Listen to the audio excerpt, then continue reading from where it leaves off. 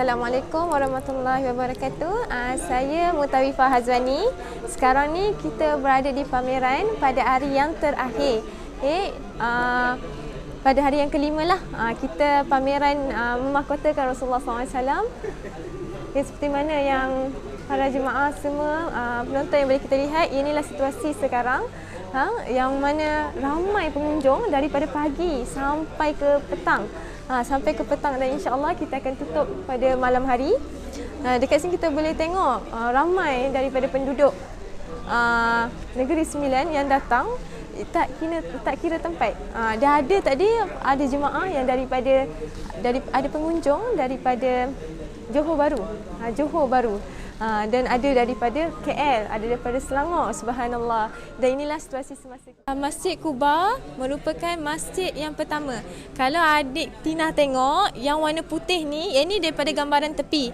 Kalau daripada gambaran atas, inilah warna putih.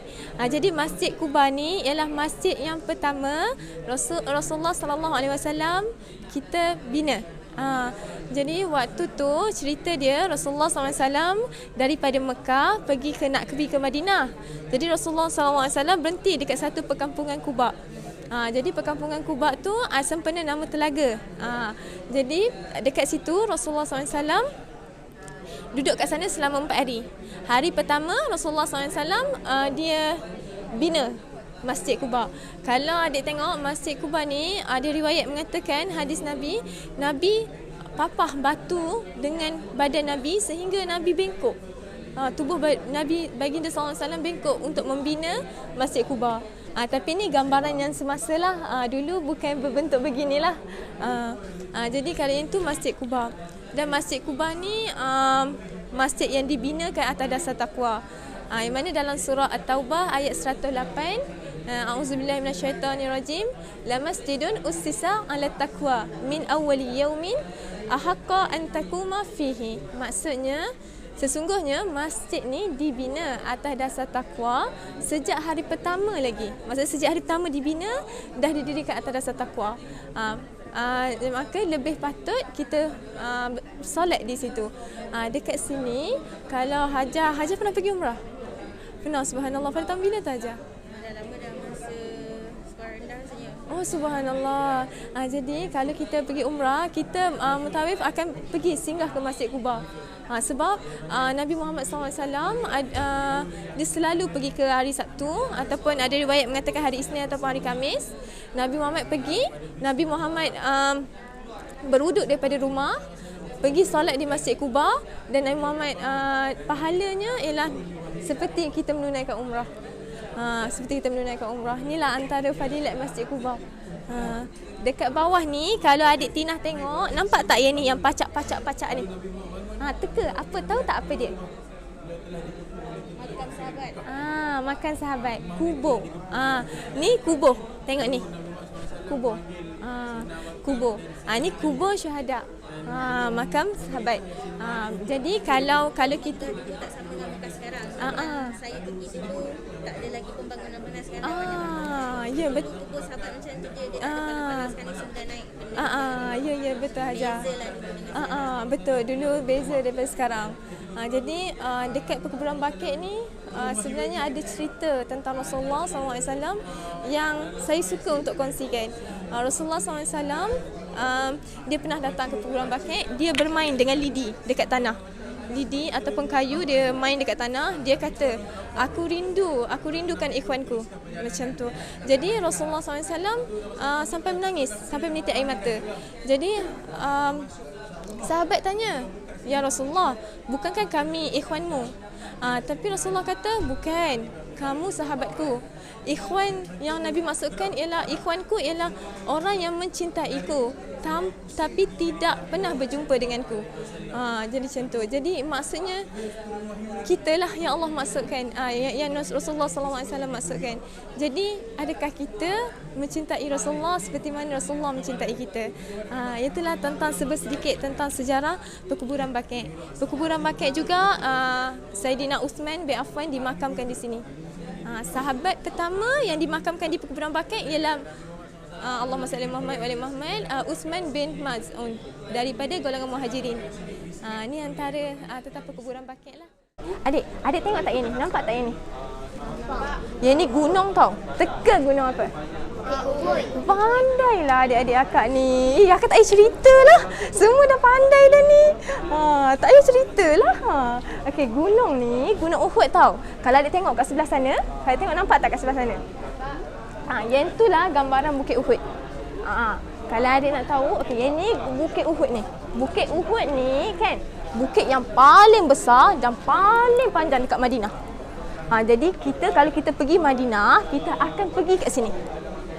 Bukit Uhud ni, tahu tak apa peristiwa kat Bukit Uhud? Perang Uhud. Ya, Perang Uhud. Adik-adik yang lain tahu tak Perang Uhud tu apa? Perang Uhud tu perang yang kedua dalam umat Islam. Kita lawan kan. Jadi sedihlah berlaku dekat sini kan. Jadi antara yang kena bunuh waktu Perang Uhud ialah siapa? Siapa? Adik-adik tahu tak? Tak, okey, tak apa, akak cerita. Okey, iaitu siapa? Sayyidatina Hamzah radhiyallahu anhu. Dia kan Rasul. Siapa Sayyidina Hamzah radhiyallahu anhu? Sahabat Nabi. Pandai, sahabat Nabi. Selain tu siapa? Pandai, singa Allah, subhanallah. Okey, lagi-lagi siapa? Kakak nak cuba? Cuba. Okey, macam ni. Okey, betul, singa Allah betul, sahabat Nabi betul. Satu lagi, dia pakcik saudara Nabi. Pakcik saudara Nabi sallallahu alaihi wasallam. Ya. Faham tak bapa saudara? Itu Sayyidina Hamzah, dia peluk Islam, dia berjihad. Dan dia mati pada pertempuran, syahid pada pertempuran yang pertama. Pada hari pertama Perang Uhud, dia meninggal. Kalau adik tengok, nampak tak masjid ni? Masjid ni, maksud dia Masjid Uhud. Apalah kak ni, Masjid Uhud pula. Bukan, Masjid Sayyidina Hamzah. Masjid Sayyidina Hamzah. Jadi adik nampak tak kat belakang ni? Belakang ni lah Bukit Uhud. Nampak tak warna merah-merah kan? Kan tengok kat sini. Adik nampak tak ni? Apa dia kotak petak ni?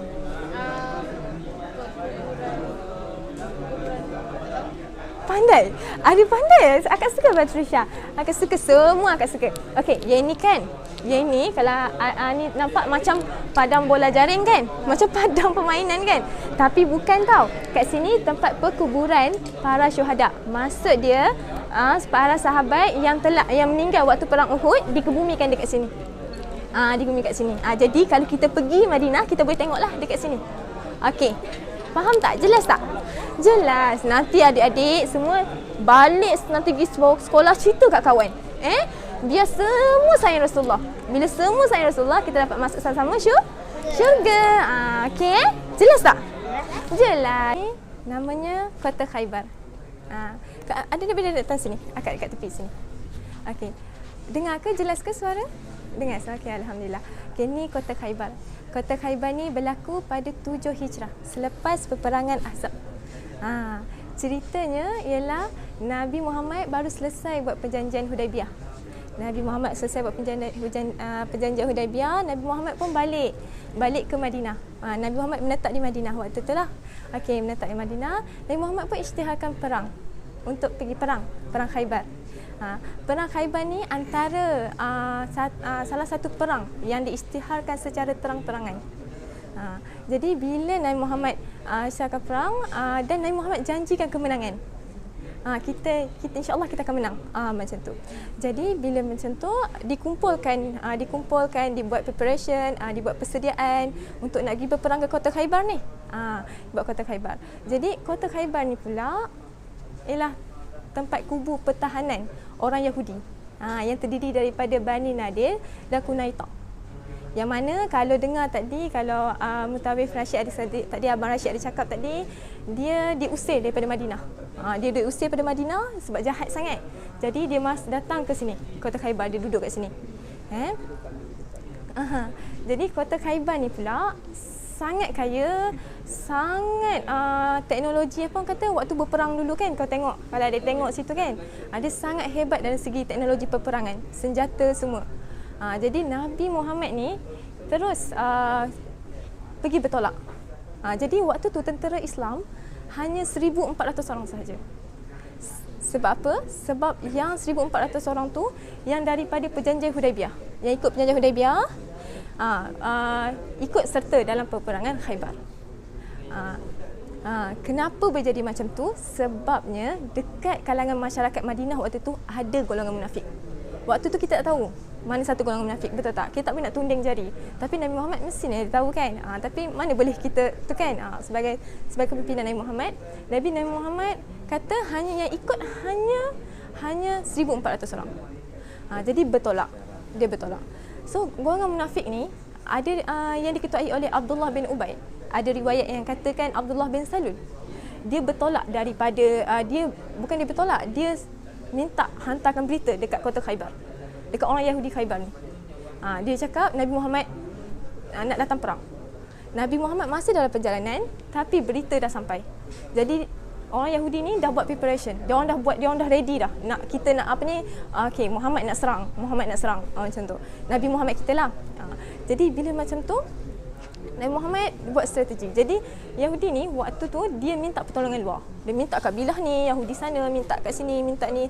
Antaranya ialah Ghafatan ataupun Ghafatan. Macam itulah kabilah tu dia minta dan dia janjikan. Kan akak kata tadi kaya kan? Dia kaya dengan ni ladang kurma. Antaralah ladang kurma, dia sangat kaya lah. Jadi orang munafik ni dia nak ikut serta tu sebab dia nak dapatkan harta rampasan. Bila kita dapat tawan sesuatu peperangan, kita akan dapat ghanimah. Kan? Yang itulah harta rampasan. Jadi orang munafik nak harta tu. Tapi bila Rasulullah umumkan hanya 1,400 orang saja yang ikut. Jadi dia tak puas hatilah. Kenapa boleh jadi macam tu kan? Jadi bila begitu sambung balik cerita, Nabi Muhammad dia tak terus pergi ke kota Khaybar. Dia lalu jalan lain sikit. Sampailah naik turun sampailah pergi ke Al-Raji', Bukit Raji'. Bukit Raji' ni sehari semalaman daripada kabilah Ghafatan. Waktu tu kabilah Ghafatan nak hantar dah tentera dia, nak tolong kota Khaybar sebab dijanjikan ganjaran inilah hasil ternakan, hasil pertanian kan. Jadi bila macam tu bila macam tu jadi dia waktu nak hantar tiba-tiba dia dengar berita yang Nabi Muhammad berada berdekatan. Jadi dia takut. Dia ingat Nabi Muhammad nak serang dia punya kabilah. Jadi dia pun terus berpatah balik. Dia tak hantar tentera dia. Dan Nabi Muhammad pun teruskan perjalanan. Nabi Muhammad tak serang pun. Strategi Nabi Muhammad. Nabi Muhammad pun pergilah ke kota Khaybar. Dan bila sampai di kota Khaybar, Nabi Muhammad ni pokok kurma kan. Caranya Nabi Muhammad menggunakan psikologi. Psikologi ni Nabi Muhammad nak bagi. Takut caranya Nabi Muhammad tumbangkan 400, riwayat kata 400 pokok kurma ni tumbangkan. Bila orang Khaybar tengok, dia rasa takut. Pokok tumbang, tiba-tiba pokok tumbang, dia rasa takut. Dia rasa takut. Dan kat situ sebenarnya dia orang dah mula rasa takut dah dekat dalam. Dan riwayatkan mengatakan dalam peperangan ini juga diikuti dengan Abu Hurairah. Abu Hurairah riwayat hadis kan, yang banyak riwayat hadis mengikuti dalam peperangan ni. Itulah kes. Seterusnya waktu tu peperangan orang Yahudi ni, dia ada riwayat mengatakan dia sebanyak 20,000 orang. Ada riwayat yang mengatakan dia 40,000 orang. Itu wallahualam lah, kita ambil yang mana yang diceritakan. Jadi bila macam tu, riwayat mengatakan macam tu, jadi diorang tak sebenarnya, diorang gah sebab hebat dan tak ada teknologi diorang. Jadi sebenarnya kita ceritanya sebenarnya panjang. Kita nak masuk ke kota Khaybar tu, dia banyak kubu pertahanan. Kalau tak silap akak, ada 8 kubu pertahanan. Itu daripada hasil pembancaan lah. Dia 8 kubu. Yang pada Nuaim, Sa'ad bin Mu'az dan banyak lagi lah. Jadi tapi nak katanya kita 1,400 berlawan dengan 20,000 ataupun 40,000 orang dan kita menang. Alhamdulillah kita menang. Dan selepas itu kita dapat tawan kota Khaybar. Jadi apa puncanya Rasulullah nak tawan kota Khaybar ni? Kan? Kenapa? Sebabnya kan akak kata dekat dalam masyarakat Madinah waktu tu ada orang yang munafik. So orang munafik, tahu kan kisah pasal perjanjian Hudaibiyah. Perjanjian Hudaibiyah, Nabi bermimpi pakai ihram semua, Nabi pergi ke sana. Nabi pergi bertolak sampai kat sana, Mekah tak bagi masuk. dan dibuat perjanjian Hudaibiyah. Dan perjanjian Hudaibiyah tu suruh Nabi Muhammad patah balik. Tahun depan baru boleh tunaikan umrah. Jadi dekat situ pun ada pergelutan para sahabat lah yang mengatakan kenapa kita tak masuk je, apa-apa kan semua. Tapi nak dipendekkan cerita, kita balik. Jadi bila balik, orang musyrikin Mekah ni, orang munafik, dia berkelompok dengan orang Yahudi. Dia tak suka, dia nak membinasakan kita punya Islam. Jadi dia berpakat dengan orang Yahudi dekat kota Khaybar. Dia berpakat menghasut Bani Quraidah untuk batalkan perjanjian Hudaibiyah. Jadi begitu. Lepas tu antaranya lagi ialah mereka merancang untuk membunuh Nabi Muhammad sallallahu alaihi wasallam. Jadi di situ kita tak boleh nak pandang remeh-temeh. Tapi kita nak pergi ke kota Khaybar, kota medan ni, operasi tentera. Tempat punca ni kubu pertahanan, riwayat katakan kubu pertahanan terakhir Yahudi di Semenanjung Arab. Jadi sangatlah besar. Jadi persediaan tu dibuat secara telitilah. Jadi begitulah antara ceritanya, punca yang boleh kita serang ke kota Khaybar. Dan seperti mana kita sedia maklum, kota Khaybar kaya. Dia punya pertanian, peladangan, operasi tentera, ekonomi dia sangat merangsangkan. Selepas kita dapat tawan, kita usir mereka. Dan dekat sini juga ada cerita yang mana ini diketuai oleh waktu ni kota Khaybar diketuai oleh Qusay ke Kuyai, saya tak ingat, bin Akhtab, yang mana anaknya Nabi Muhammad nikah, iaitu Safiyah bin Qusay. Yang itulah antaranya ceritanya. Dan selepas daripada medan, selepas kita dapat takluk kota Khaybar, alhamdulillah ekonomi kita makin merangsangkan, kita dapat semua teknologinya dan Islam mula berkembang sampai pergi ke selepas itu pada peperangan Mu'tah, lepas tu kepada Fathu Mekah. 3 tahun selepas kewafatan Nabi. 3 tahun selepas tu Nabi pun meninggal dunia, wafat. Okay, boleh tengoklah dulu. Kalau tak faham boleh tanya, insya-Allah selagi mana yang akak tahu akak share.